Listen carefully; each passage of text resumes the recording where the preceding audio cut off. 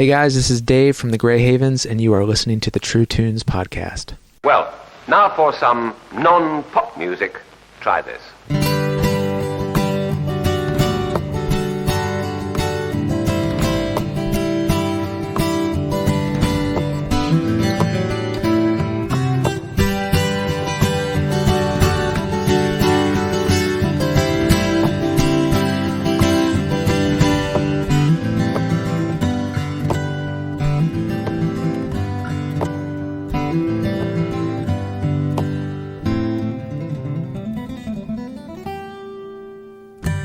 Although I may not know you personally, one thing of which I am relatively certain is that we have been influenced by the same British pipe-smoking literature professor, theologian, and children's author, probably in ways we haven't even contemplated in a while. I can say this with some confidence because whether you're a theology wonk, a movie buff, a fan of rock and roll, or some combination of all three, few wordsmiths have spoken into the way we think, feel, and imagine ourselves and this journey we are on like C.S. Lewis. Hello, I'm John J. Thompson, and on this episode of the True Tunes podcast, we will go deep into that good country, listening for the echoes Lewis has left for us.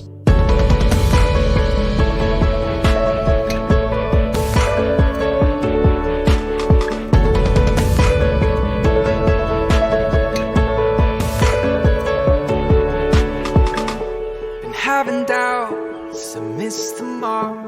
I sailed away from silver shores with heaven loud in my heart, shining gold like summer now, calling down through the clouds. Are you sunward sailors now? Think it's time we tread the dawn. On the first half of the show, we visit with an auspicious independent folk pop band who have defied all odds on their hero's journey and have just completed an amazing new album directly inspired by one of Lewis's most challenging books. On the second half, we crank up the True Tunes Jukebox and push her to her limits as we take a tour through a vast realm of music from the last 50 years that has been shaped by this incredible author. What was it about his words that have inspired so many, and what morsels might we take with us as we head out into our shadowlands today? I walk through a garden in the morning. I walked right into a chain. No words were spoken, just a feeling I cannot explain, but I can feel the difference. I can feel the difference. I am excited to have Grey Havens vocalist, songwriter, keyboardist, and guitarist David Radford with me today on the True Tunes podcast. The Grey Havens inspire me on a few different levels. For one thing, and probably most importantly, they're just really, really good. But they're also managing to craft a full-time, viable career in today's challenging music industry without a record label. I know we have many artists listening, so that is always something worth learning about. Also, I love how they dig deep into sources of inspiration and wisdom in their work. Their latest album, Blue Flower, joins a long tradition of progressive creative works inspired by the words and practices of the British author C.S. Lewis, who clearly has a lot to offer young artists almost 60 years since his passing. But first, let's take care of a little housekeeping.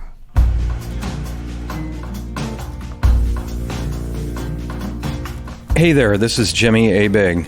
I'm here to tell you about something I'm involved in and so excited about that I want to share it with the rest of you. The idea of helping kids in need has long been a passion of mine, and Vision Trust has come forward with an opportunity that I can be actively involved in creating and generating both excitement and support for those kids out there.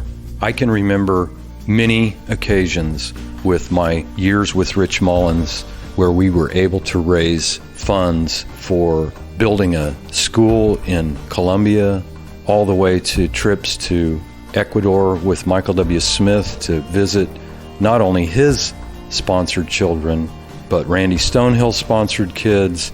My wife and I have been child sponsors since before we were married. I can tell you that for more than 43 years, this has been one of the main things in our lives. So one of the ways that I think I can help is by offering a print free of charge to anybody that wants to sponsor a kid. I think that's an amazing opportunity to join the freight train headed for goodness. So get on board. Let's get this thing rolling. Thank you to Vision Trust. Thank you for having the vision to sign up a blind man. Wonders and miracles in this wild and startling place. Breathless in the wonder of it all, the wonder of it all. By the way, Matt Wheeler and Andy Ziff are going to be doing a special Vision Trust show in cooperation with Porchlight Concerts here in Nashville at Gallery South on October 20th. If you're in the Nashville area or have been wanting an excuse to come visit, watch for the details on the True Tunes Facebook page and at porchlight.art. I want to take a minute to thank our Patreon backers. We're really still just getting started with the Patreon thing, but our Zoom hangs have been a lot of fun. We even did a surprise live stream concert and interview with Romer one night. Our patrons get early access to shows, and we send them special higher quality audio files that they can download. If you're loving this show and would be willing to donate a few bucks a month to help us do what we do, you can find the link on the show notes page or go to patreon.com/TrueTunes and check it out. There is a lot more we are hoping to do with this show, and having a little more financial support would definitely make that possible sooner. Thanks so much. But maybe I've been so did I can't find a light. Tell me how many go down and never return to the sunlit lands. Heaven, please have I lost them for good. The Grey Havens have built a successful, thriving folk pop career as independent artists since 2012. Despite being inspired by old books, real instruments, and a gently confident approach to faith and spirituality, over the last 9 years or so, they have never lost their fresh, youthful, unique sound. Their latest release, however, has achieved a new, almost effervescent level of thoughtful joy. While Blue Flower is likely the most literarily specific collection of songs the Grey Havens have released, it is also, to my ears anyway, their most accessible. When faced with the shutdowns and quarantines forced by COVID-19, David and his wife Licia, who also sings and plays percussion, guitar, mandolin, and ukulele, decided to take their home recording capabilities to the next level. While still working with longtime collaborator Ben Shive, the Radfords were able to engage their creative process in a much different way this time around. We'll hear all about that, their history together, and the fantastic image of the blue flower David discovered in a C.S. Lewis book, and how that inspired this batch of songs. While I know many of their fans will be listening, and will likely know their backstory already, I'm hoping to introduce a good number of folks to them as artists, and especially to this brilliant album. So tell me about your background with the Grey Havens. And tell me who she is. Yeah, so Alicia is my wife. She's at home taking care of our newborn of 13 days at the time of the recording. And wow, congratulations. Yeah, thank you. And we met, I got back from college and my family had started going to a new church. My sister was going on this trip and I sort of just tagged along. So I didn't know anybody from the group. I go a few days early. Alicia's there. And that was our first meeting. And the guy that was mentoring me heavily recommended that I ask out Alicia after the trip was over. Hey, are you dating anybody? No. Are you looking to date anybody? No. Well, I think you should try and ask out Alicia Keys, which was her name at the time. Alicia Keys? No, Alicia Keys. It's like Alicia without the So we go on a few dates, doesn't work out. We just decide to be friends. My mom, though, is a guitar instructor and a voice instructor.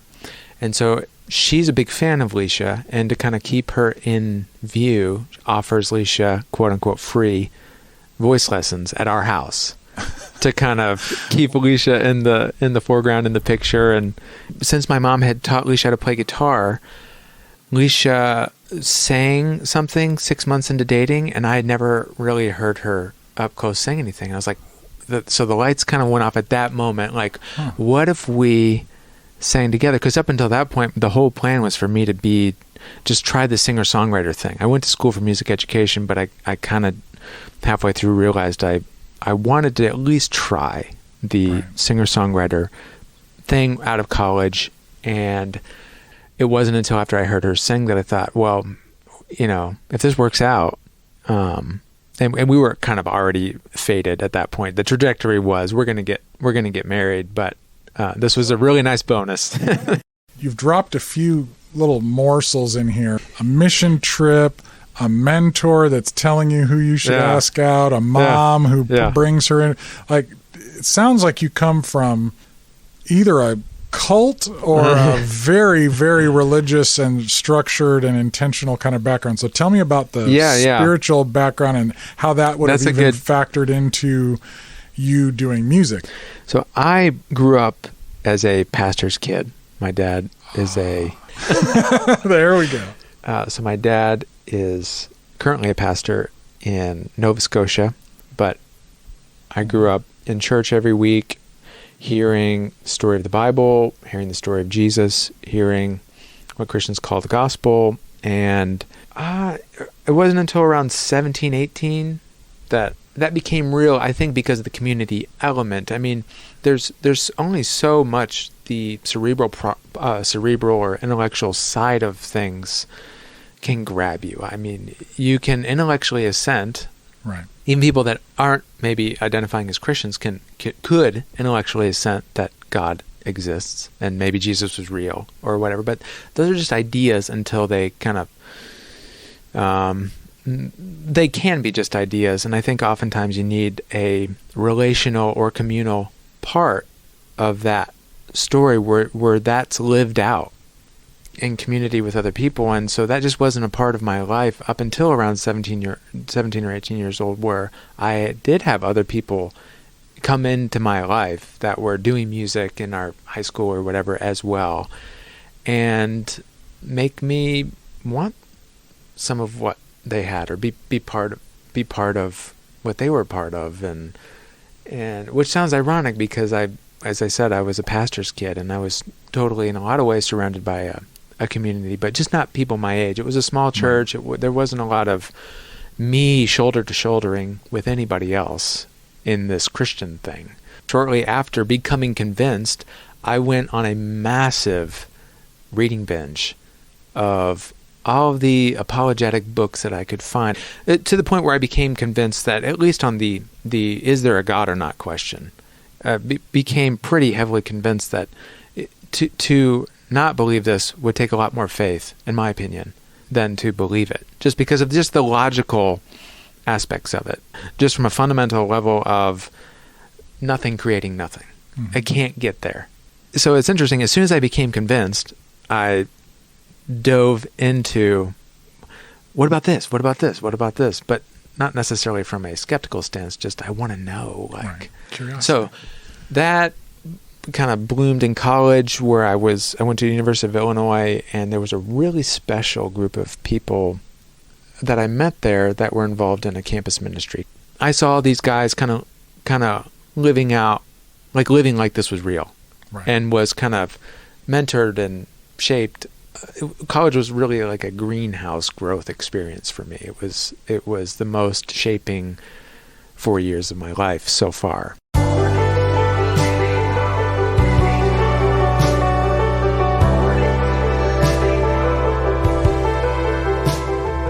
Meanwhile, you're interested in also being a singer-songwriter. So right. Was the musical side of what you were doing always directly connected to that spiritual formation and path, or were they sort of co-occurring I think that for a long time they didn't intermingle a lot. I didn't listen to a lot of Christian music growing up outside of church on Sundays, and I listened to a lot of what my mom liked and my dad liked: Simon and Garfunkel, Cat Stevens, Crosby, Stills, Nash, Billy Joel, James Taylor, right. A lot of those kind of things, and a lot of storytelling kind of right. songwriters, and I was really into it. But I really wasn't a singer until high school. Before that, I played trumpet, a little bit of piano, but high school is really when I started to grow as a musician, because all the guys were joining men's choir because this girl who had just graduated college was now the choir director. Yeah, and she was attractive, and so all of the guys were joining men's choir. And then I got a solo in the men's choir, and that did nothing good for my ego at 14 years old, but it made me want to pursue singing more. Right. And it gave me a lot of joy, and just up until then I was just sports, ice hockey, baseball. Those were my main sort of passions. I wanted to be a hockey player. You don't really have a hockey player. No, I don't. Yeah. Yeah. But that all shifted in high school. Yeah. And so that's what met, I guess, this kind of formed or early forming musician, 17 or 18 years old, just getting into songwriting or whatever, met a newfound faith. Right. And now when you started to do music with Leisha, basically, are you saying that you kind of started on that path together? From the beginning, you were both doing it as a couple, or were you already down that path a little bit before you knew that she could join you? Right. I had already in college got my feet wet with performing. I would do like the open mic nights at the bars on campus. I would, and there was I was in all of the choirs and a lot of performance opportunities. And then post-college, I was in a dueling pianos band for a little bit. For 5 years, actually, me and my friends started a dueling pianos band, and now they're like a national franchise, and they've done really well. But the wedding singer, whatever singer, the cocktail singer, like, and in all venues I've played it, and that was my experience post-college. That's, around the same time that I'm meeting Leisha, my wife, going on this trip that I mentioned. Just post-college, I was immediately playing these live performances, and she wasn't, as I said, musically public up until we got married. Okay. And then it was like, hey, do you want to be on the album? Because a week after our wedding, I'm in Nashville starting the EP, the 6 songs that we had kickstarted. And would you sing on it? And she was really nervous, and she's like, okay, have her sing on it. And then we just kind of became this group.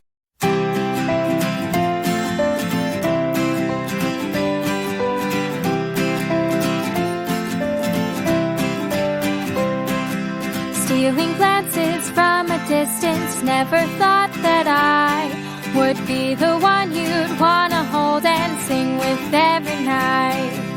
When I saw your face and heard your voice, I never thought that we would dance and fall in love. So call me crazy if you want, but let's get married. Whoa, let's get married. Whoa, let's get married. Whoa, whoa. So your main instrument is piano and hers is guitar? I write on guitar and piano kind of equally. She plays a smattering of things. She didn't grow up playing anything, but she'll play whatever is needed for the song. So she wouldn't consider herself like a player, but she can play if she has time to learn the thing. She's played everything from ukulele, mandolin, keyboard, melodica, some percussion stuff. It's just whatever's needed. Yeah, she's great. It's very useful. Yeah.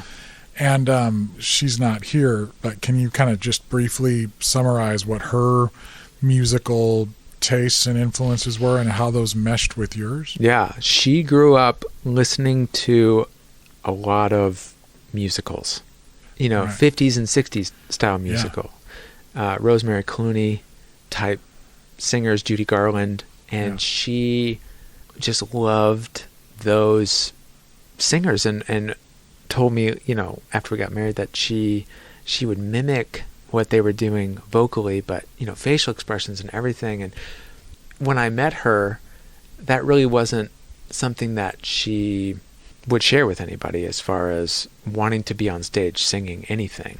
I mean, she would sometimes sing it at our church just because she got dragged into it, but she had it wasn't on her radar at all to bring that kind of passion for music. It was very private, in other words, but she had a big appreciation for music and musical theater and all that stuff. So, but again, it wasn't until my mom, I think, taught her some guitar that she felt maybe comfortable publicly playing something, because if you're just a vocalist, it's really hard in a social setting to sit down and be like, you guys want to hear me just sing? Right. You got to be a special kind of confidence. Right. There's no real platform or real natural opportunity for that. Whereas if you play an instrument, right, and you're just kind of hanging all together, and there's a guitar going around, it's so much easier to share that. So was that first project you're talking about already called Grey Havens? Yeah. We kickstarted the album. We had finished it. We didn't know what we were going to call ourselves. We were kind of getting desperate for a band name, and we reached out to our backers, our Kickstarter backers, and said, hey, we need a band name. We've exhausted all of our options. We don't like anything. Here are some things we like. Here's some words we like. Here's a Tolkien book. Exactly. Here's 37 references in here. And somebody came back with the Grey Havens, and it was something that we had actually considered before we sent off the request, but I think it was just something about seeing it again pop across our radar that we were like, okay. And we had a song called Gray Flowers. Right. So we thought, okay, we're the Grey Havens. Here we go. And what year was that? 2013.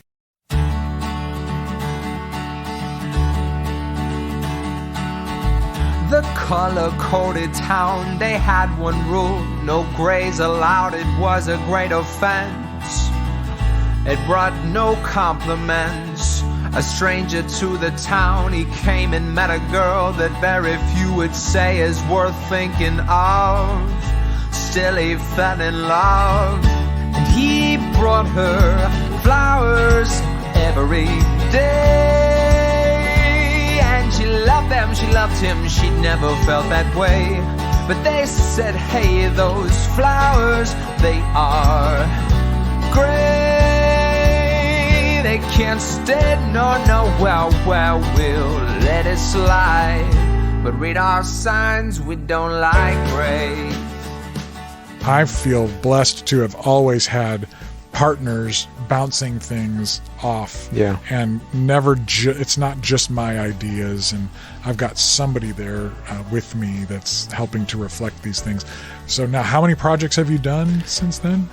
So we did that first EP of 6 songs, and since then we put out 3 full-length albums, and we are currently releasing as singles this 4th album. Right. And it's all independent. You've never signed a record label, and this is your full-time thing. You're full-time musicians. Yeah. Raising a family, second kid just born, living in a home, driving cars, eating food like normal people as musicians. Like I'm kidding, but not. Like people think it's impossible to make a living in music. And I remember a couple years ago finding out you were playing here on campus and thinking it would be a small, indie band playing and it was in one of the bigger rooms, and it was packed. They were almost couldn't get me in to see you. You guys have a big following. So tell me a little bit about how this has worked for you before we get into this record, which I'm really excited to talk about.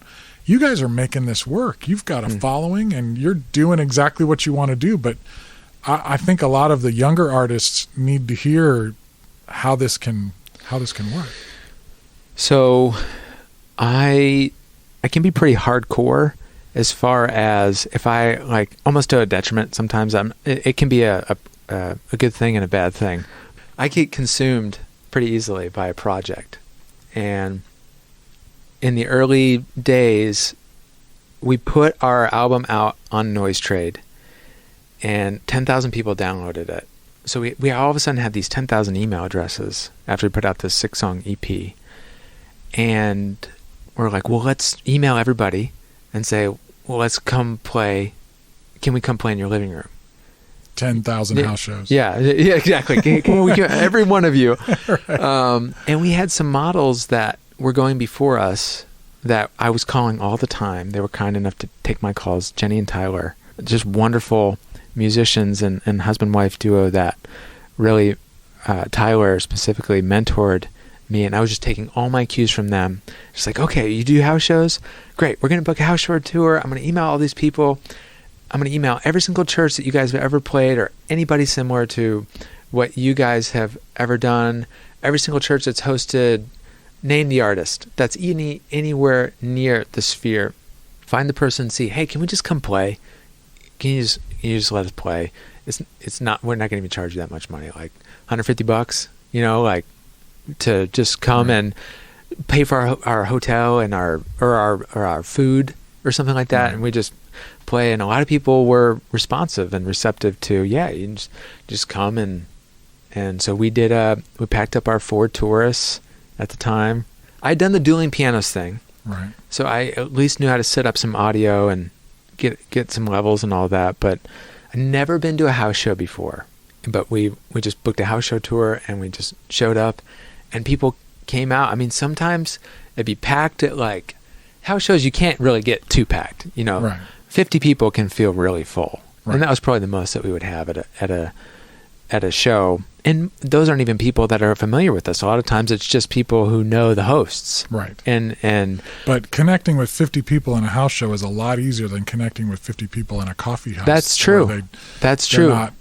They have no relationship with anybody. It's a deeper experience for sure. And so we did that. Sometimes 5 people would show up, and you just have to play every kind of, even the most terrible shows. Right, exactly. You learn, you walk into, you think this night's going to be a disaster, and always something redeeming comes out of it. You always learn something about it. But I just think in those early for the first, up until COVID hit, so the first, I don't know what that is, 7 or 8 years of doing this, it's just been a non-stop hamster wheel type of thing where you're always trying to find places to play and always reaching out to people. It's a lot of cold knocks on doors, basically. But eventually people started to have a name association. Don't go anywhere. We've got more with David Radford of the Grey Havens right after this. It is harder than ever for us to stay connected. There's so much noise out there that it can be impossible to lock in on the signals we really want to hear. When it comes to the True Tunes conversation, there are a few things you can do that will really help us stay connected with you. First, sign up on our email list. It really is important to know that we can communicate directly with you without having to pay a middleman like Facebook for you to see what we post. Second, make sure to watch for the confirmation email and confirm it. Then add us to your contacts so our messages don't get caught in your spam filters. Next, find us on Facebook at True Tunes Now and like us there. Find us on Instagram at True Tunes Music and follow us there. And you can follow me on Twitter at John J. Thompson. Thanks. If you would be interested in having me come speak at your school, venue, pub, cave, brewery, or house show, drop me a line at jjt@truetunes.com and let me know. We're collecting contact info and ideas for possible True Tunes tour, not unlike the sipping tour I did a few years ago when my book Jesus, Bread, and Chocolate was released. These things can range from large-scale, on-stage talks to conversations in living rooms around a record player. I'm just really interested in taking this show on the road. If that sounds good to you, let me know. Okay, back to my conversation with David Radford of the Grey Havens.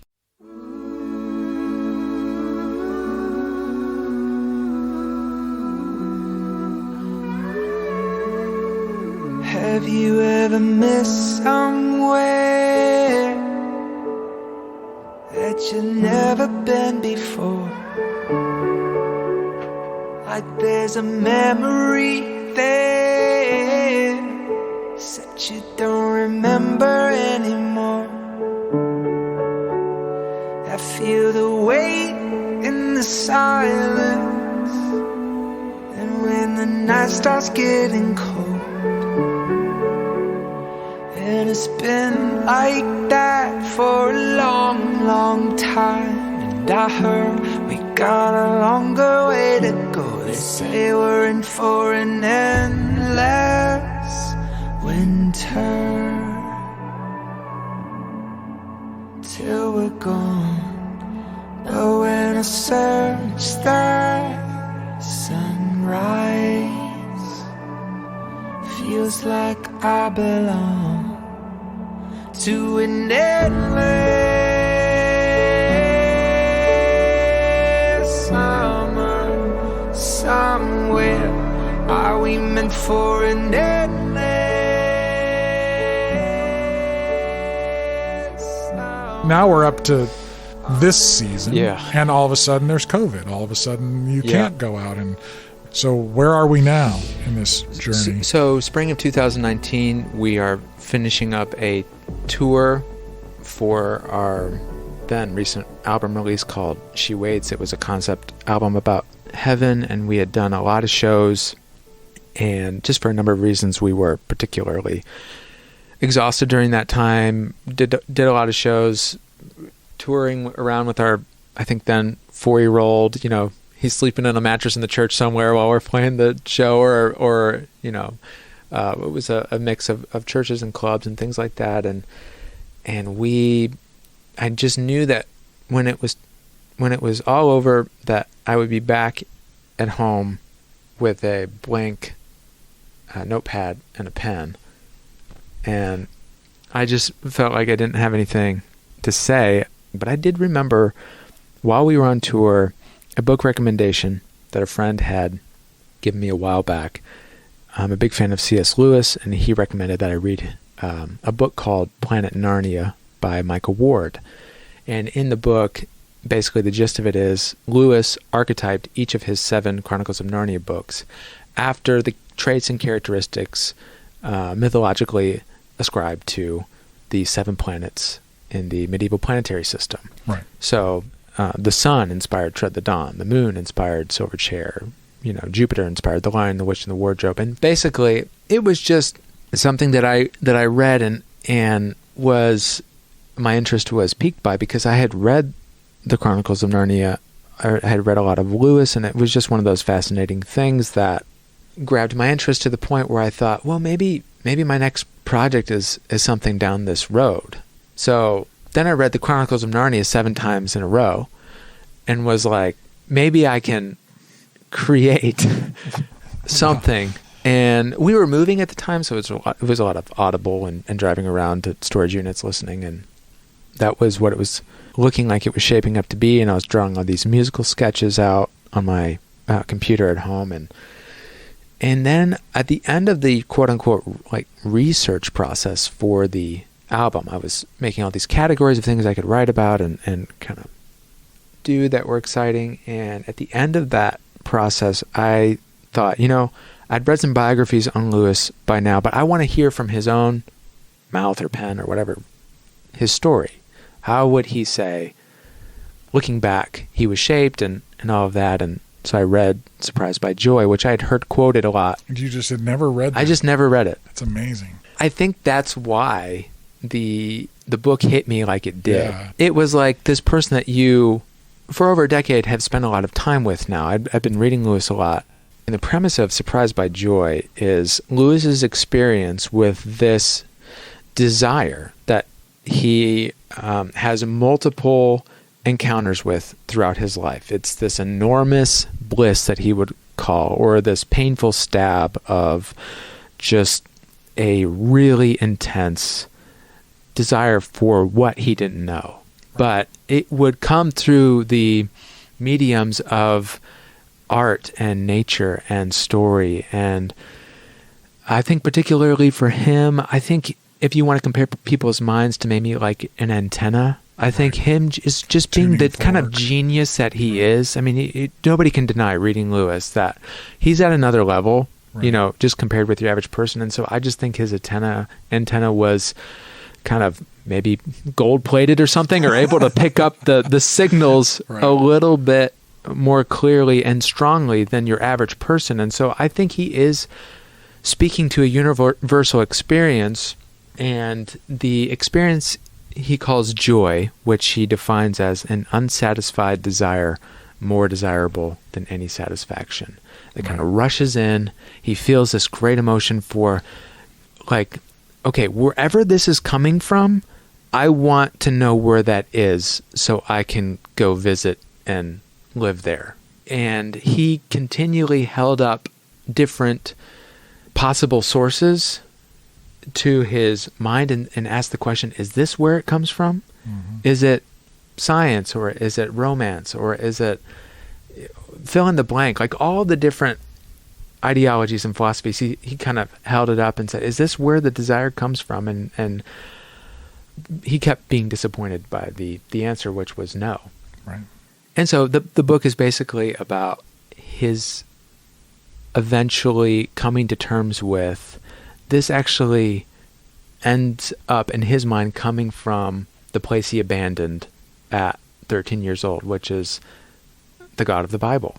Mm-hmm. You know, he at 10 years old is told about God and Jesus, and that there's an everlasting, afterlife, and he kind of believes it and struggles with it and quickly sheds that idea as he's 13 years old. And so as he's looking for the answer in his life, he's excluding that in the back of his mind as a possibility, because he thinks he's already kind of explored it and found it to be not, the source or whatever. And so the story is about him kind of coming back around to that after a long, long journey. And it's interesting that in that journey, you say the God of the Bible, and that's ultimately true, but it's also the God of that bliss. It's the God of that beauty. It's the God of that joy. Yeah, that's right. And he has to come to a new understanding, because that's not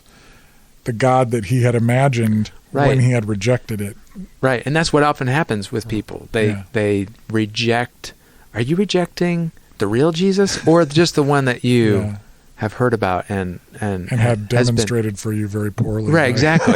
By his emissaries. I think a lot of people are walking away from who they think is God, but is just a weird kind of off-brand, poorly presented version of who that is. Heard my name called like a song, say it's time, coming from somewhere out across the great divide. Should I run, leave it all, or stay behind? You never know, maybe blue flowers grow on the other side. And so Lewis had locked in, and Surprised by Joy, on one particular iconic image that you latched onto for this album. So tell me about how the blue flower grabbed your attention and became both the title of the album and the song, and how that then shifted your attention away from Narnia in general to just this idea of joy. A few chapters into the book, he's describing his first encounter with this joy. And it's through the medium of nature. He grew up in Northern Ireland. I think Belfast is where he was born. So just surrounded by just beautiful landscapes. And he's looking out of his window as a kid at these Castlereagh Hills. And he says, there I was at 6 years old, a votary of the blue flower. That scene, through that came this first experience with joy. And the votary of the blue flower, a votary is an admirer of, but I read that sentence a few times, and it's he moves on from it fairly quickly, and he never brings it up again. And we're supposed to just know exactly. It was like it was like a hyperlink. Right.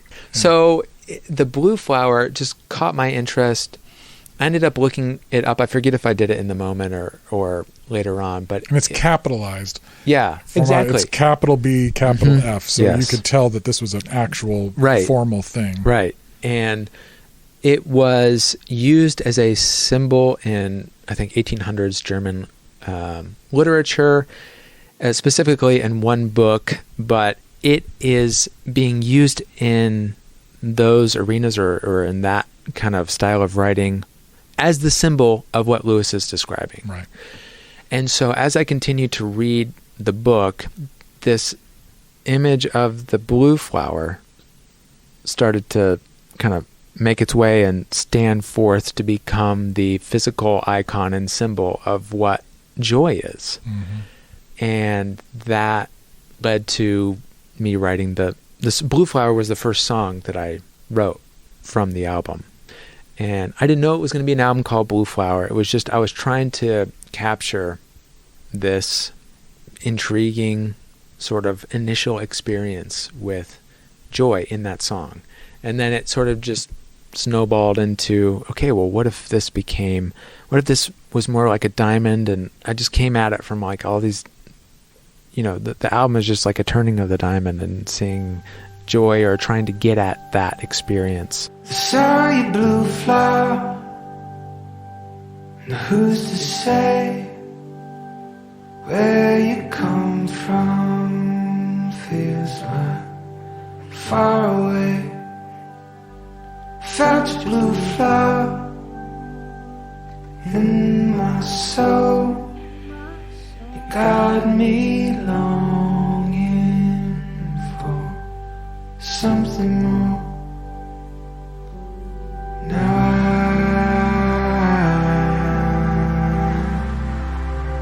I want something more. Where are you, blue flower? Come back and stay, 'cause I can't find anything better than this ache. But then when you go to the paper, when you go to the blank notebook and it's time to create, you had to go beyond yourself. Mm-hmm. And that's something that Lewis talks very clearly about, that he had to go back and realize that, I think if I recall correctly, there's a scene when he's like up against some kind of a bush, and like the smell of the bush takes him into something that's like a memory of a memory. Yeah. And when he gets out of himself and then even looks back on his own memories, you go then and look into his memories and his story, and you're pursuing this blue flower, this elusive joy, and not even just elusive joy, but what does joy even mean? Yeah. That to me is a really interesting jumping off point. So tell me the next step in the process where you said, okay, I'm going to pursue this a little bit further.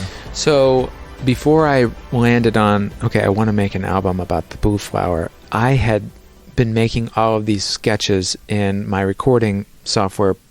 While I was reading all of the Chronicles of Narnia books, I was just making musical sketches. I wasn't really committing to any kind of lyrical content yet, maybe like a smattering of ideas. So as soon as I had finished Blue Flower and decided that was the direction I wanted to go, I had a lot of musical sketches already waiting for me. And so that was a real gift.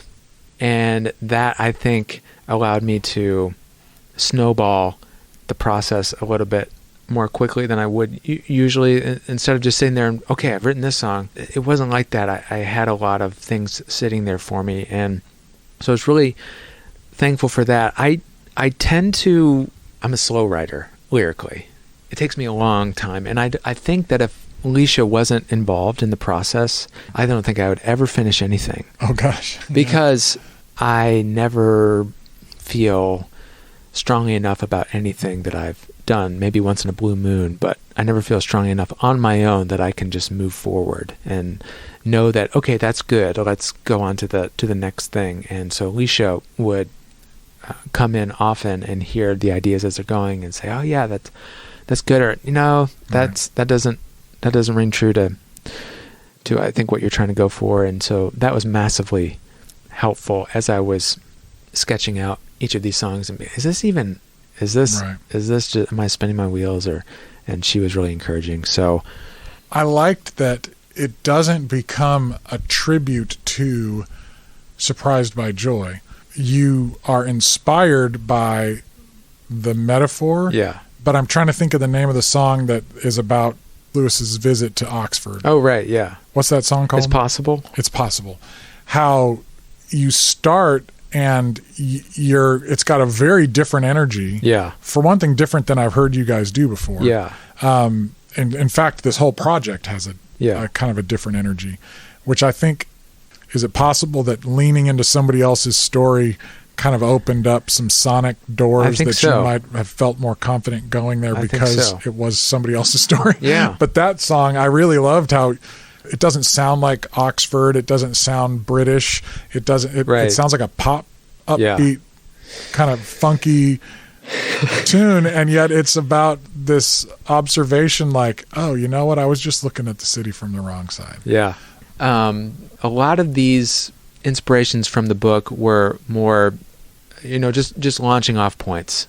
And after that, it was kind of anything goes. And musically or lyrically, I mean, certainly with any piece of music or any book that you write or anything that you're creating, your own experiences have to inevitably weave themselves into the storyline and into the lyrics. And so not only is this, it was inspired by Lewis's experience with Joy, but I'm certainly bringing my own, voice and stuff that he didn't say necessarily in the way, but my own kind of, this is how I would maybe express what I think he's getting at and my own experience with it.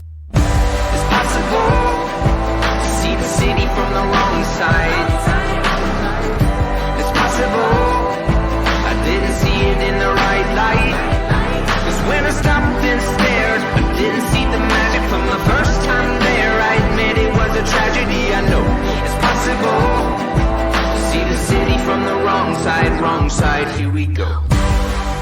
Sonically, though, it definitely feels like a new soil's being turned over, some new energy. So, a couple things. We have, on the last 3 full-length albums, including this one, worked with a producer and good friend, Ben Shive. Oh, yeah. And he's an incredible musician. I mean, I've never met anybody at his caliber. He's absolutely amazing. Incredible. And he's a great fit for us. Right. And the last 2 albums we recorded at his studio, and this time around we recorded it at our house. And he graciously allowed me to step into a co-producer role where the sessions lived on my computer. We played musical chairs a lot from day to day, and that was his MO, I think. I think he mentored me in a lot of ways, and we had talked about it. So the first couple of days of recording, we sat down and said, okay, here's maybe how the process is going to go. And he was like, I want you to be in the chair more. And it became real like day 2 of actual recording, because he got up and threw me in the chair where it can be scary. And he's like, oh, I want you to try a beat here, which is not my comfort zone at all. I want you to try this. And at that point it became real to me, like, oh, he really means he wants me to try these things. And I would just, like, with fear and trepidation, like, try my ideas out, but with the safety net of him being kind of 2 feet away and him being able to save it if it turned out not very good. You think you're riding your bike, but Dad's still got his hand on the back of the seat. Right. And in the past, I think I was not a very good, very efficient artist to have in the studio with a producer, because I want to try everything. I want to try all the ideas. And because it's at his studio in the past, it's like, if I don't voice this idea right now, it will just be lost forever. Right. Or, well, it's a weird dance, because he's working on something that he needs flow and concentration for. Mm-hmm. But there's a fine line. Like, if you have an idea that would possibly short circuit that, what he's working on or overtake that, or you have to voice that at some point. Yeah. You want to give them time to flesh out their idea, but there can also, in hindsight, if you didn't say your idea, he's like, well, why did we spend an hour why didn't you say something? Right. But you could also say something too soon, and you could miss his idea. So that dance, I don't think I ever figured out working at his studio, because I just felt like kind of a nuisance. Be like, can we try this? And also, before I forget, can we go back to this cello 3 part that what? Whereas in the recording at my house and the sessions living on my computer, I had 100% peace of mind that I could try any idea I wanted outside of the 8-hour window during that day that we were working together. So I could wake up at 6 a.m. and get 4 hours of ideas down if I really wanted to, and try it all. Or after he goes home, I could try it. And it led to me not shouting out my ideas nearly as much during the day. And it relieves so much pressure for me, because I just knew, like, hey, if I don't like this, I'll just see if I can come up with something better later. And I think that changed the process completely. Yeah. And the dynamic between Ben and I think, improved dramatically because of that. That's an encouragement and a challenge to young artists to say it really does matter that you have the ability to navigate a computer and put some ideas Totally. down. And, that's a game changer. Yeah. I was going down by the river, found I was cold and couldn't speak. I started hearing something in the silence next to me. I remember now in December how, like a split-second dream, I've heard a summer song. If I get it wrong, you can find it in the East. It's going. This was the first time that all the songs were written before we started a project. In the past, maybe half the record was written, and we're kind of just writing in the studio, and so we were able to kind of arc out the album before it even started and produce it that way. Like, okay, track 4, what have we seen so far on the album? What does the listener want to hear right now? Oh, maybe it should be an up song. Let's do It's Possible. Or so that was an interesting production choice as well. Yeah. You got a song with actually some pretty driving, like a lead guitar part. Oh, Rhythm of the East. Yeah. That's like the 3rd track or something? Second track. So that's a different tone for you guys. Yeah. I don't remember ever hearing you guys cut through like that before. Yeah, I was so pumped that we got an electric guitar solo on a song. I was like, oh, this is a rock band. Yeah. Yeah. Tell me about the players on the record. You got some great players on this So thing. Will Chapman from Colony House is playing drums, and whenever we can get him on a song, he's our go-to. He has a great energy, and he's so fun to work with and to watch play in the studio and to watch live, at shows or whatever. And he has a great instinct. So he plays the drums. Nate Duggar from Drew Holcomb and the Neighbors is playing electric guitar on this album, and he's so versatile and just gets it right away. Like, after one listen, he hones in on a sound.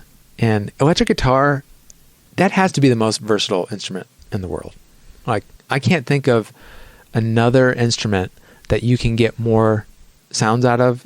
Obviously it's being manipulated by pedals and amps and effects and all that. But he played that solo. He did so many. Yeah, he added so much to it. I could go on and on. Is it Matt Pearson on bass? He's so curious as a musician. And he brings that veteran spirit, but it's, not just phoning it in, never just phoning it in. Yeah, he gives me hope for what a future, somebody who's been done it for decades and still has an optimism about him and just not jaded in the music industry and just, I'm here to help serve you on your album and but he's an amazing player. Yeah, that's a great band.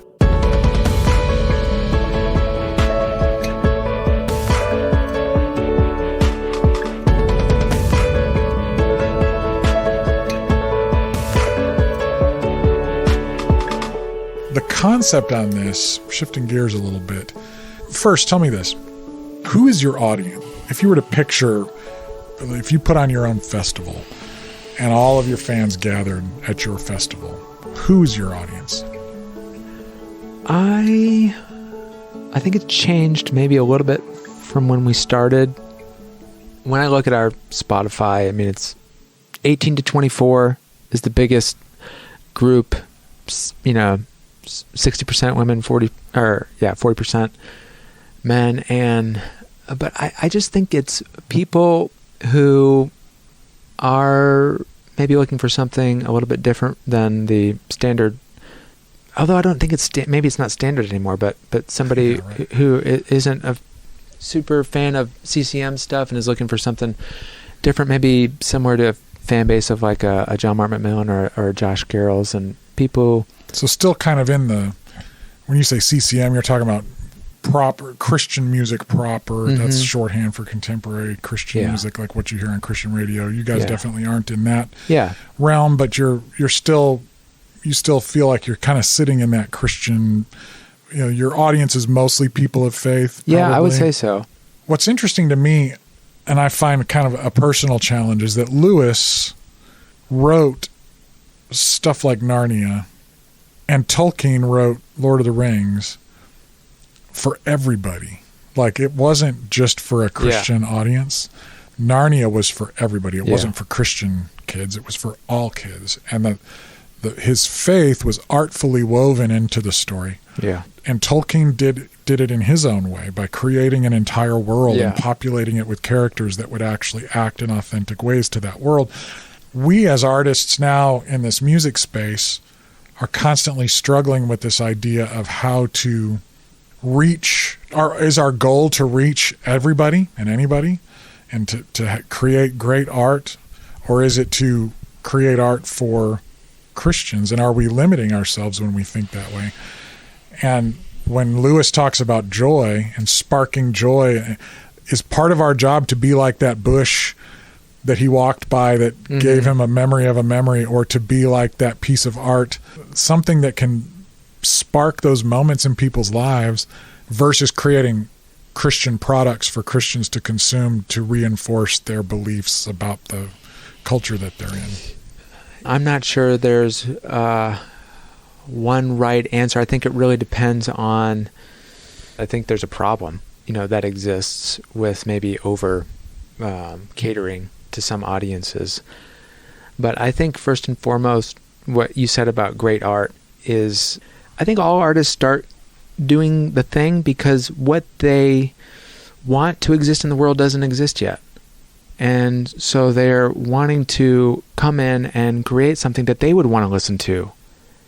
And that was my experience growing up. I didn't grow up with lots of Christian music, but all that I had heard, it was sort of disenchanting. It wasn't something that I was into, and I wanted to create something that I would want to listen to that could be for other people, maybe that felt the same way. But I wasn't even thinking there would be an audience. I was just thinking, I want to create something that I want to listen to. Right. And I think the closer you can get to that spirit, maybe the better off you'll be as an artist, because if you want to write explicit lyrics about your faith, I think you should do that, but just do it really well and go do that, But I also think there's a lot of that out there, and I would maybe caution against just making a version of what already exists for the sake of getting an audience. I think it's a heavy temptation to do that. This is popular, this is getting playlisted, this is getting radio play or whatever, so let's make that. I think is not the best impulse to have, but it's a really tempting one, Yeah. To me, one of the big differences is that his intention was to write for everybody. And I think that we sometimes sell ourselves short when we don't intend. People now need to realize there's nothing keeping us from creating beauty in a way that everybody could encounter, especially now with all of the walls down in terms of distribution. We're just putting our stuff out there. Yeah. There's really no reason that your work can't be heard by everybody, and it should be. When summer meets winter, I already know there's a garden gonna grow. So winter, so fire, that's a long way to go. There's a garden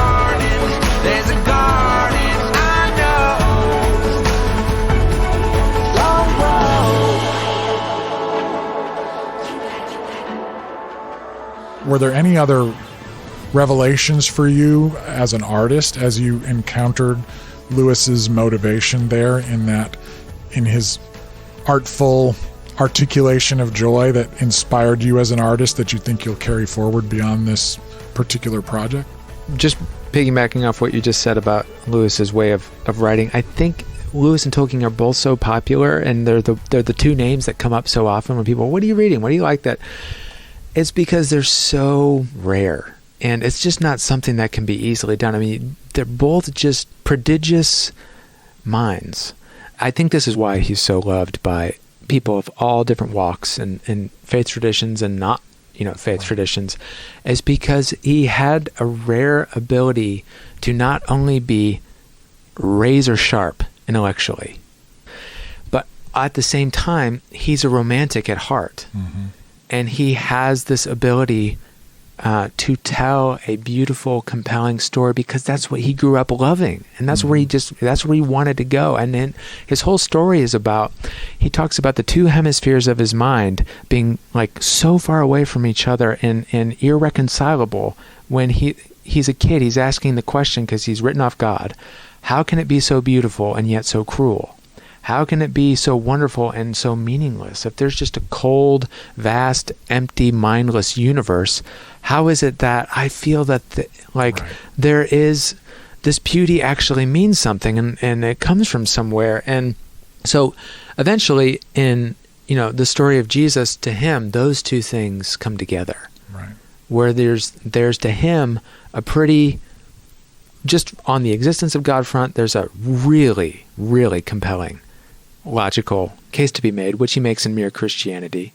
He talks about it's like a mansion that he invites you into, but he's just inviting you into the hallway. He's not bringing you down the corridor into the Presbyterian's, right. Corner office, or he does a great job of welcoming everybody into that, and both on his essay side and in his fiction side. And that is, I think, why so many people loved his work, and it's something that we try to do in our music, right. is to not only say things that are true, but to inject that sort of transportive story element in there, that what Lewis would call, stealing past the watchful dragons of the human heart, right. that are so opposed to anybody coming to the gates with any sort of dogmatic offerings. Certitude, right. Yeah. And that's really hard to do.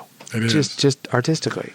I just love that you guys have leaned into that longing, and I think that it's just a great, rare piece of work, and I am excited because I think there's another generation of artists coming up behind you now that will hear these things and read these books and go, oh, here's another way that we can create. Thanks for saying that.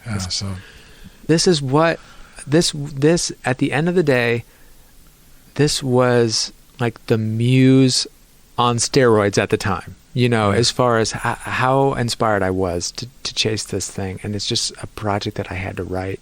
Yeah. And it's not maybe the standard fare. That's where we find community with mm-hmm. everybody, whether they've propositionally agreed with us about who Jesus said he was or is, or how best to take communion mm-hmm. or not. Like mm-hmm. when we are all together on that thing, we're sharing that language, and that's a beautiful place to start. And if we trust the source will take care of mm-hmm. sorting out the wheats and the tares later on. We don't have to worry so much about that. Thanks for being with us today, man. Yeah, thank you so much for having me. I hope this turns into a big tour and we can see all this stuff live. Definitely. That'll be a lot of fun. But thank you. Such a great conversation, and what an inspiring new album. If you haven't heard Blue Flower yet, I strongly encourage you to check it out. And for an even deeper exploration of each song, from the songwriting process itself to the way each track was built, you should investigate the Grey Havens podcast. Excellent stuff over there. Thank you, David, for visiting with us today, and Talicia as well.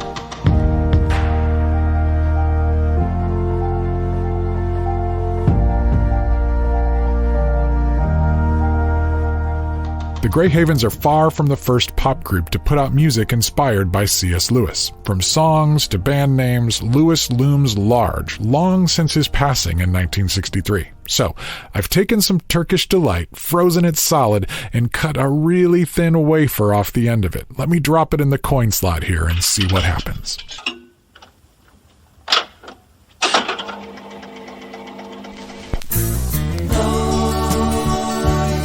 When I think about tomorrow, running over mountains, further up and further in.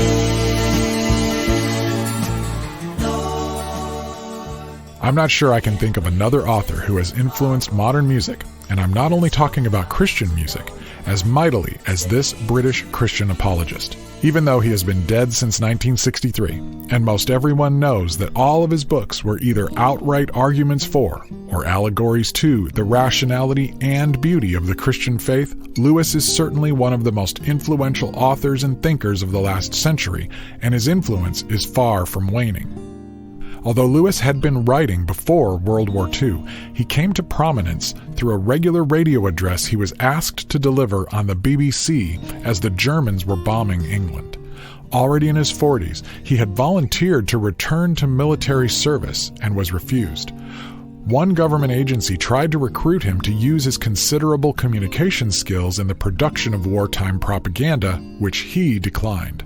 He did, however, agree to discuss matters of Christian doctrine, dogma, and practice in ways he believed would be helpful and relevant to his countrymen.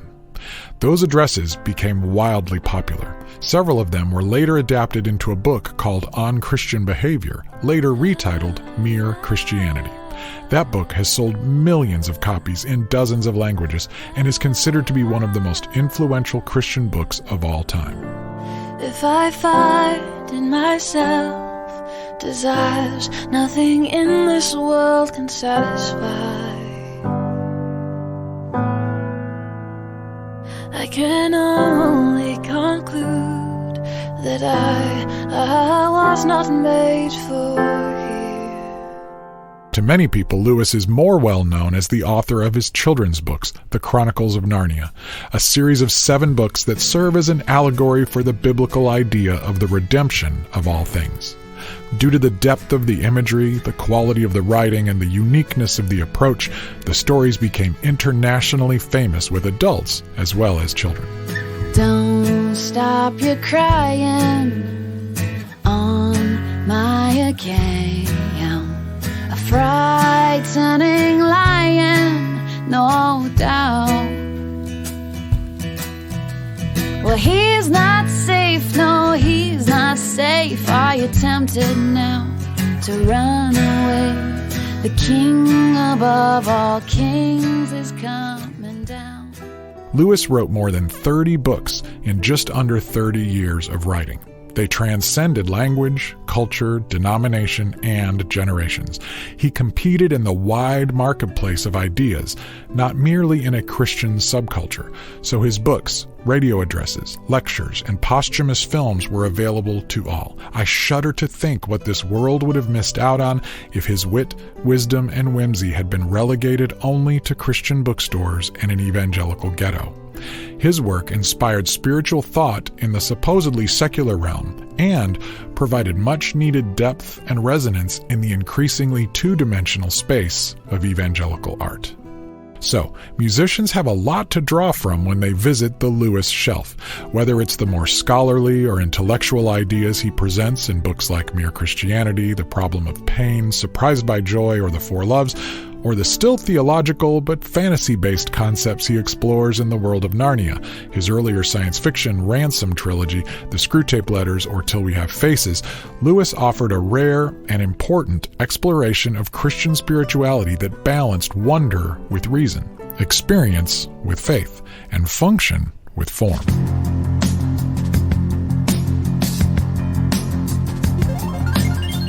Literature was an important influence in the early days of progressive and album-oriented rock, so it was no surprise to find several bands using the name Narnia as far back as the early 70s in both Christian and mainstream rock.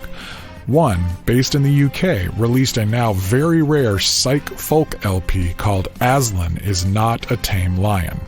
This band is interesting as it included Pete Banks and John Russell, who would later go on to become founding members of After the Fire. I obsessed over them on one of our first episodes.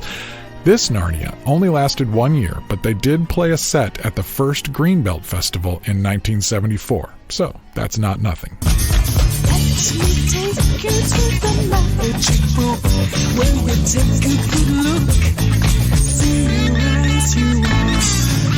Aslan's country is the place that we go. Children, we're going higher, higher. The Swedish power metal band Narnia wears their faith on their stylish heavy metal sleeves. Formed in 1996 by vocalist Christian Liljegren and guitarist Carl Johan Grimark, who has also recently played with one of my early favorites, Jerusalem, and our friends Saving Machine. This Narnia has been quite successful, releasing 8 studio albums, surviving a hiatus and lineup changes, and earning respect in the global metal scene. The Narnia themes were thick on their 1998 debut, Long Live the King, from the opening instrumental, Gates of Cair Paravel, to the closer, Shadowlands. But for the most part, the band has evolved past such obvious Lewis references. He saved us from the war that tore the land, and we sing our song to the Holy One. He saved us from the war that tore the land, and we sing our song to the Holy One.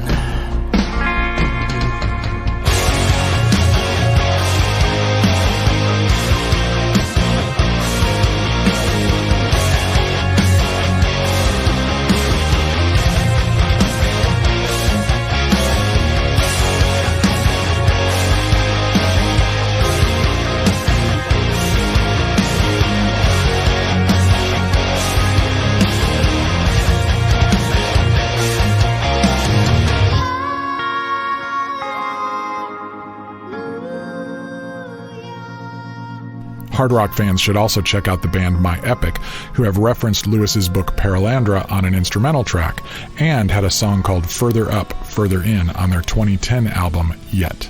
In my dreams,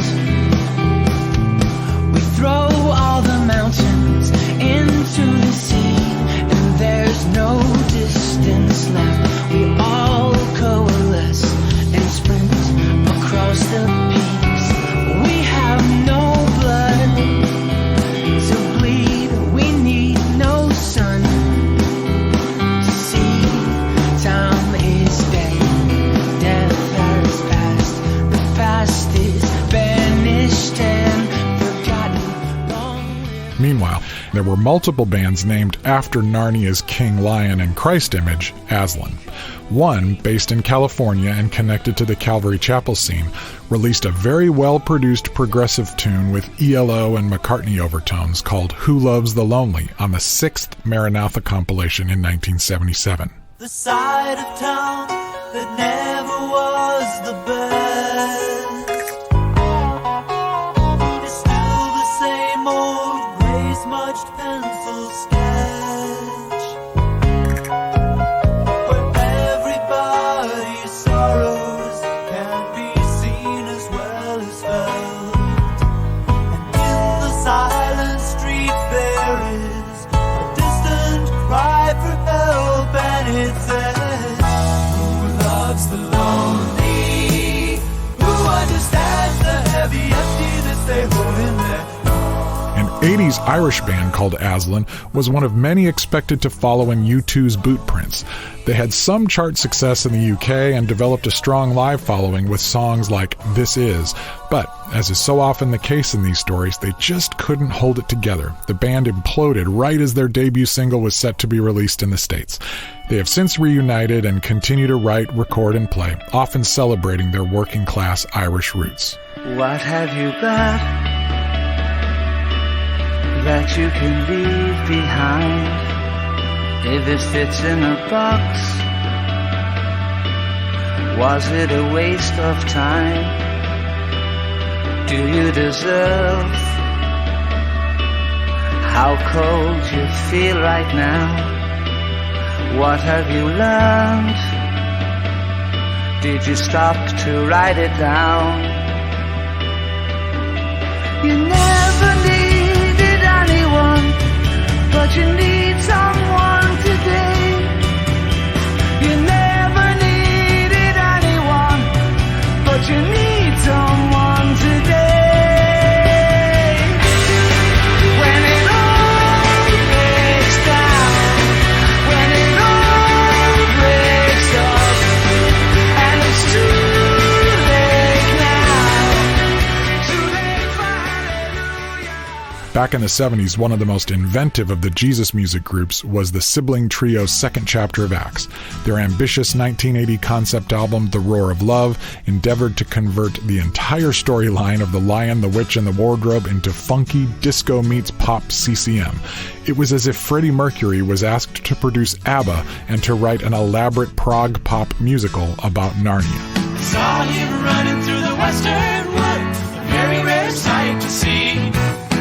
He can make your wishes good, you're brought into captivity. So high, away we go, off to capture our wish. If you've been listening to this show, or have been aware of the True Tunes conversation at all, you know how nuts I am for the Texas rock trio King's X. Although their 1988 debut was named after the first book of Lewis's science fiction trilogy, they didn't feature the song Out of the Silent Planet until it opened their second album, Gretchen Goes to Nebraska, in 1989. But King's X didn't just reference lyrical ideas from Lewis, they embodied his ethos. They crafted imaginative, almost psychedelic hard rock music that told stories, asked questions, and balanced declarative statements with probing images and impressionistic references.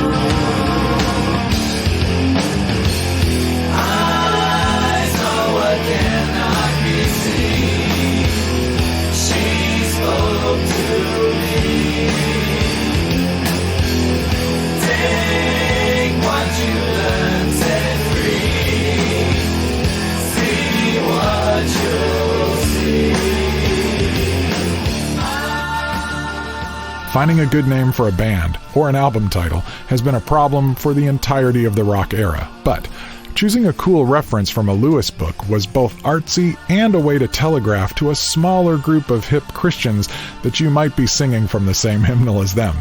The 90s Seattle rock band Poor Old Lou took their name from The Lion, the Witch, and the Wardrobe. Sixpence None the Richer references an analogy Lewis used in Mere Christianity.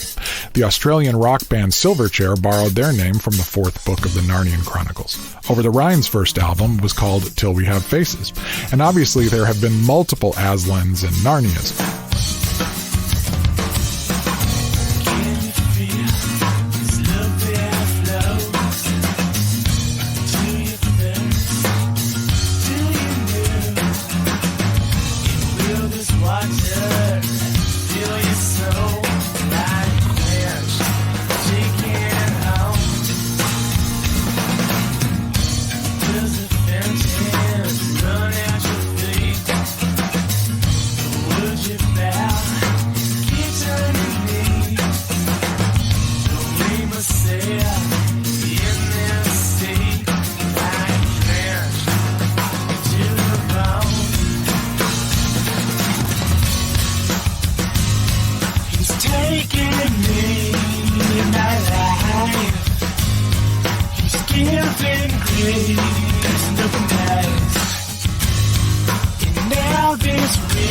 What carries me today?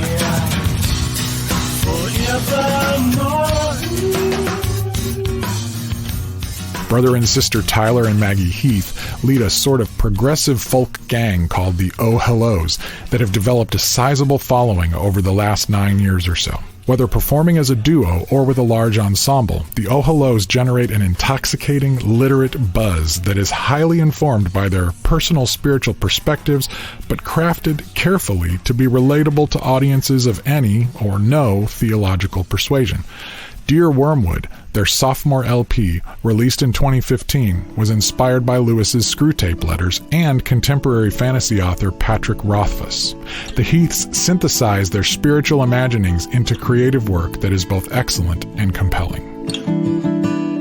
I have always known you have always been there in my mind. But now I understand you, and I will not be part of your designs.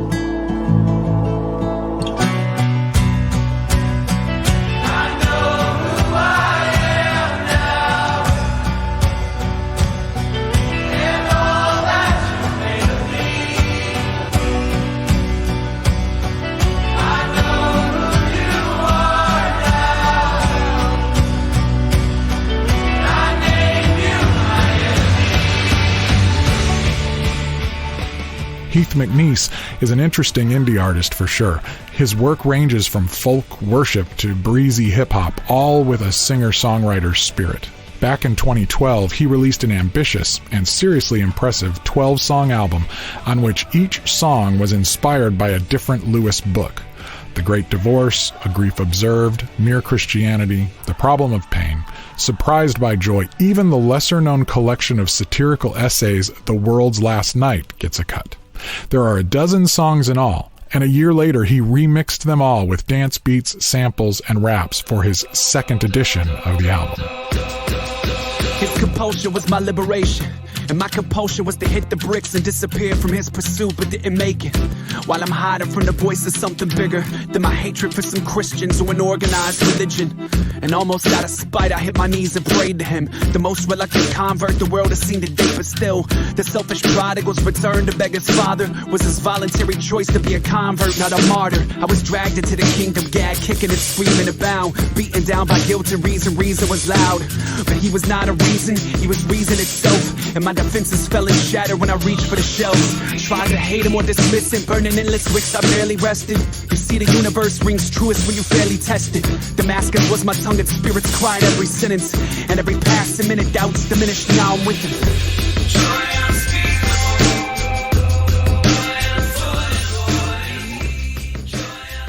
Eventually, it became quite common for Christian artists to lean into Lewis for inspiration. Caedmon's Call had The High Countries, Kendall Payne had Aslan, and Hillsong's Brooke Fraser had a cut simply called C.S. Lewis Song. In 2005, an entire compilation album of CCM songs inspired by Narnia was released to coincide with the debut of Disney's The Lion, the Witch, and the Wardrobe film. But back in 1992, imagine how cool it was to find a perky little B-side to XTC's Ballad of Peter Pumpkinhead single. Always Winter, But Never Christmas speaks to that longing that Lewis captured so well in his initial description of Narnia, locked in its long, cold season. Can't you hear the bells ringing out? Can't you hear the fishmonger shout? The way to live is celebrate and give. Stop it being always winter, never Christmas. There are a lot more, I know. I've started a playlist, and you can find the link on the show notes page or under the True Tunes profile on Spotify. It's called Clive Rocks, and if you think of a song I should add, drop me a line and let me know. Lewis has now been honored alongside Chaucer and Dickens with a memorial stone at Westminster Abbey. On that stone is carved one of the quotes that has been enormously influential in my life, because I first heard a similar version of it via songwriter, artist, and producer T-Bone Burnett when I was about 12 years old. Lewis says, "I believe in Christianity as I believe the sun has risen, not only because I can see it, but because by it I can see everything else." In Steve Turner's book, Hungry for Heaven, he quotes Burnett as saying, quote, "If Jesus is the light of the world, there are two kinds of songs you can write. You can write about the light, or you can write songs about what you can see from the light. That's what I try to do."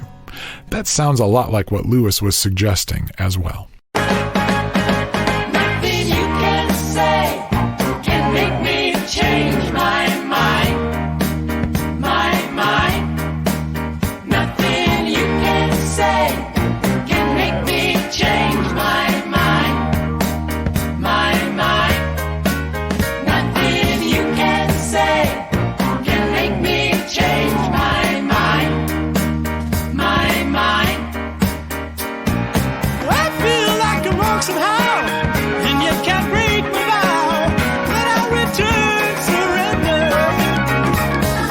Somehow she's captured me, grabbed me so I can flee from this bad, bad feeling. And I got into her sled, what a beautiful lady. Yeah, she served me a Turkish delight. I want to be with her, oh how I miss her. She's the most beautiful lady. Nothing you can say can make me change my mind. My mind. Nothing you can say can make me change my mind. My mind. Nothing you can say.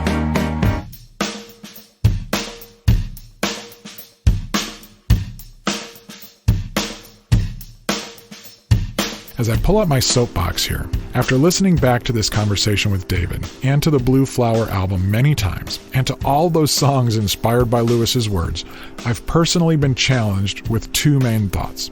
First, is my creative work accessible to everyone, or am I walled off at all? Walls can actually be hard to see sometimes. They might look like hedges or even stained glass, but they still form boundaries that, if we aren't mindful, block us and our ideas in and others out. The formation of niche markets can be a real help to niche artists. If you create a product that only a small subset of the culture will relate to, then it doesn't make sense to market it and distribute it to the whole community. It's much cheaper and therefore more profitable to target the most likely buyers of our product. One friend of mine compared it to fishing in a small fishing hole instead of the whole ocean. So it makes a lot of sense to focus on the areas in which we are most likely to succeed, right? But what if what we are making is not, at its core, a product? What if it really is a gift? What if the tendency to define our market has caused us to think about our calling all wrong? What if our books and music and words and paintings and conversations are supposed to be available to anyone with ears to hear or eyes to see? How might that change the nature of what we are creating, how we are distributing it, and to whom we are offering it? The second idea that has really stuck with me, almost haunting me, is the way David and Lewis talk about joy. I feel that blue flower feeling when I hear music that strikes a certain chord in my heart. I feel that blue flower feeling when I have an unexpected conversation with a neighbor, or when I find that I am able to help bring about some kind of meaningful change for someone else. I think I've got a growing sense of what that ever-elusive joy feels like in my life. But am I aware of the hedges I place around it, the weeds that choke it out? Is there anything in my words or actions that are blocking others from seeing their blue flowers? I have definitely found that while the underlying root and source of joy may be universal, it comes to each of us in very specific and individual ways. The more I listen to other people's stories and learn about what brings them joy, the more inspired I become to prioritize their access to that mystery over my own. And strangely, the more I do that, the more I find blue flowers lining my own path, even, or maybe especially, when that path is a difficult one to follow. Okay, I'm climbing off my soapbox now.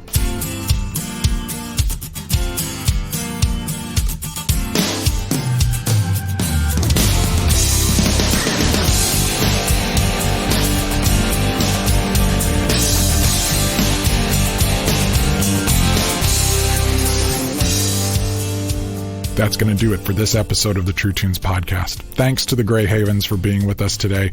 You can find everything you need to know about their new album at thegreyhavensmusic.com. Check out their excellent swag, give them a follow on Spotify and the socials, and dive into their awesome catalog as well.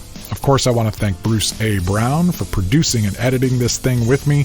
He was also a big help on the Jukebox this time, especially as I tried to keep all those Aslans and Narnias straight. Thanks to Phil Keggy and Rex Paul for our theme song. You can find a complete list of all of the songs we used and a link to my C.S. Lewis-inspired playlist called Clive Rocks on the show notes page for this episode at truetunes.com.